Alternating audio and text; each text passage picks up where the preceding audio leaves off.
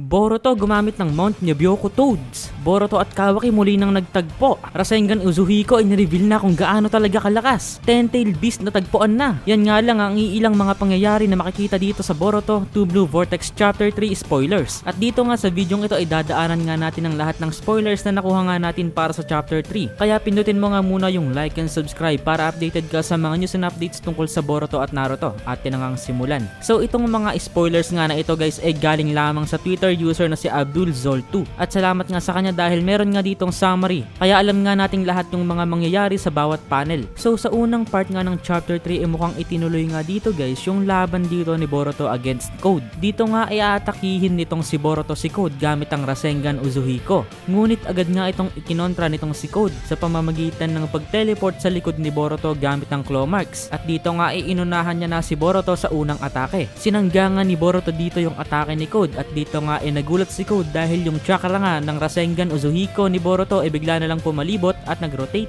sa kaliwang braso nitong si Code. Nagulat nga dito si Code dahil tulad natin hindi niya pa rin gets kung ano nga ba talaga ang Rasengan Uzuhiko. Dito nga ay sinabi ni Boruto na I told you Code, madali ka lang patayin. At Code, uulitin ko kung hindi mo ko dadalhin sa lokasyon ng Ten-Tails dito ka na mamamatay. Nagalit nga dito si Code at sinabing gawin mo kung kaya mo Boruto. Muli ngang inatake dito ni Code si Boruto pero bigla na nga lang nawala si Boruto sa harap niya at napunta bigla sa likod. At mukhang hindi nga iniwasan ni Boruto yung pag-atake dito dahil wala ngang movement na nangyari. Parang ibang klaseng speed o teleportation nga yung ginawa dito ni Boruto na kung saan kaya niyang gumalaw ng isang iglap nang hindi gumagalaw or at least walang ipinapakitang movement. Then dito nga bago pa tuluyang makatalikod nitong si Code bigla na lang inatake ni Boruto si Code gamit nga ang Rasengan Uzuhiko. Dito nga ay makikita nating lipad talaga dito si Code guys sa ere. Pero kahit ganun nga parang hindi nga flashy yung lakas nitong Rasengan. Parang hindi ito guys yung in-expect natin. So bakit kaya? Well, ayon nga dito sa translation ng pag-uusap dito ni Code at Boruto guys,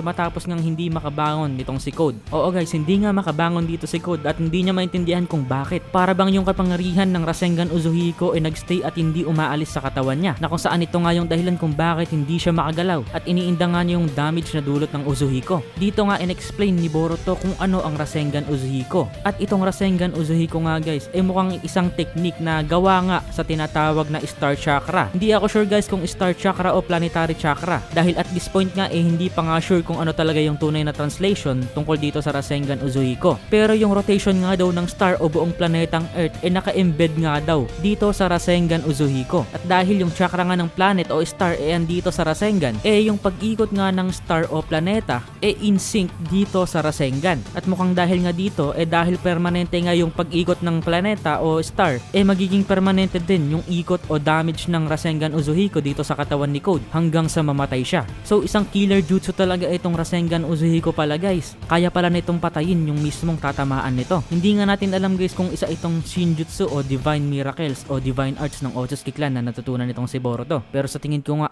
oo. Dahil chakra nga ng mismong planeta o isang star yung naka-embed dito sa chakra ng Rasengan na to. At hindi pa tayo nakakakita ng ganitong klaseng jutsu ever kahit sa Naruto. Pero guys, hindi pa nga ganun kalinaw yung translation dito tungkol sa Rasengan Uzuhiko kaya siguradong mas maiintindihan natin yan kung gagawin ko ng next video or sa full chapter review na lang natin i-explain ng maayos. Spoilers pa lang kasi to. At guys, mukhang hindi pa nga yun yung totoong power ng Rasengan Uzuhiko o yung tunay na lakas nito. Dahil may sinabi nga dito si Boruto na kung i-stop nga daw niya yung rotation ng Uzuhiko, kung pepersahin niyang pahintuin ito, maaaring agad nga daw mamatay si Code guys. So hindi ako masyadong confident sa translation guys pero mukhang yan nga yung ibig sabihin nito. Malalaman na lang natin yan sa hinaharap. So hindi na nga kayang makipaglaban dito ni Code guys. Grabe. Yung Code guys na mas malakas pa kay Jigen at sa pinagsamang Naruto at Sasuke, tumba agad dito kay Boruto nang hindi pa nga ipinapakita yung tunay niyang lakas. So ibig sabihin lang nito guys na walang-wala lang kay Boruto yung mga kalaban na katulad ni Jigen o Code. Ibang level talaga guys yung lakas dito ni Boruto. Then habang kinakausap nga dito ni Boruto si Code na hinang-hina na nga dahil sa Rasengan ni Boruto biglang ang sumulpot dito si Kawaki at inatake dito si Boruto. Andito nga rin ang New Generation Ino Shikacho at si Himawari. Habang distracted nga dito si Boruto sinubukan niyang tumakas ni Code gamit ng claw marks pero agad nga itong ginamitan ni Kawaki ng suko na Hikona para paliitin o i-shrink ang mga ito. Pero ang ginawa nga nitong si Code guys naglabas nga siya ng isang claw grime bilang distraction against dito kay Kawaki at agad nga siyang dumaan sa likod nitong claw grime para makapasok sa claw mark nito at makabalik sa dimensyon na kung saan nakatago ang Ten-Tails. At dito nga guys nakatakas itong si Code kaya nga hindi tuluyang napatay dito ni Boruto itong si Code.